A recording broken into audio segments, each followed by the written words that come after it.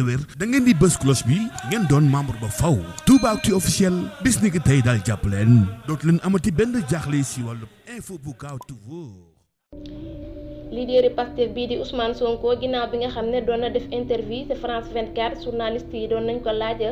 ne ko ndax yaa ngi tàllal loxo kii di président de la république Macky Sall ginnaaw bi nga xam ne nee na moom du bokk ci élection présidentielle 2024 yi lee ngir ngeen toog waxtaanee ci lu ñeel jàmm ci réewum Sénégal. moom président Ousmane Sonko daal di tontu ne ñun ay patriote lañ te dañoo bëgg suñu réew mi di Sénégal te lépp lu nu mën a def ngir réew mi am jàmm danañ ko def ndax réew mi jaral nañu ko waaye nag duñu nangu mukk yenn doxalin yi ndax Macky Sall pour mu mën a waxtaan ak kenn faaw nga bokk ci moom wala nga nangoo topp ci ginnaawam te ñun nag duñu nangu mukk topp ci ginnaawam ndax ñun dañoo am dignité te duñu nangu topp ci ginnaaw kenn ngir lu ko neex. mu ni su Macky Sall yaakaaree nii mën na maa jël 7 mois yi des yépp ngir yàqal ma mi ngi nax boppam te danañu continuer di résister comme ni nga xam ne moom lañu ko doon defee. moo tax may leeral ni li mu wax ne bokkul ci élection présidentielle 2024 yi taxul Sénégal dal nay leer li Sénégalais yi bëgg. communauté internationale bi bëgg ko mooy élection yu leer te loolu négocier wuñu ko. mu ni nag dégg na président de la république di wax ne nu mu mën a def ba duma nekk candidat ci élection présidentielle 2024 yi dina ko def ndax moom mooy république bi moom mooy justice bi mooy décider kuy nekk candidat ak ku dul nekk candidat.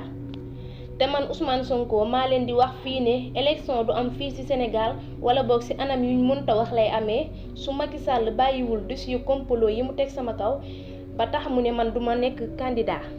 mu ni nag yéene na ko mu àggale mandaam ci jàmm mu dem ci jàmm moom ak fameem te mu xam ne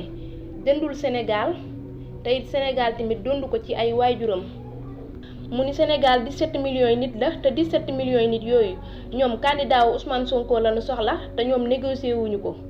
mu ni nag am naa yàqin ne suur élection yi bu commencé bala moo mat waxtu ma nekk 5e président de la république du Sénégal. ba tey journaliste bi daal di koy laajaat ne ko yaa ngi nekk résidence surveillée est-ce que yaa ngi xaar du yàgg dara ñu daal di ñëw arrêté la. Ousmane Sonko ne ko loolu laaj ko président Macky Sall mu ni ko lu tax Macky Sall.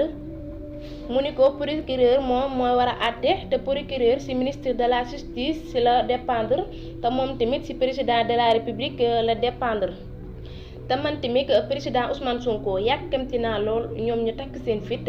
ñëw ne man président Ousmane Sonko lañ war a jàpp ci. mu ni nag may leeral ci ñi nga xam ne nee nañ mënatuma nekk candidat maa ngi leen di leeral ne amul lenn loo xam te ne nii tax na man duma nekk candidat ci élection présidentielle 2024.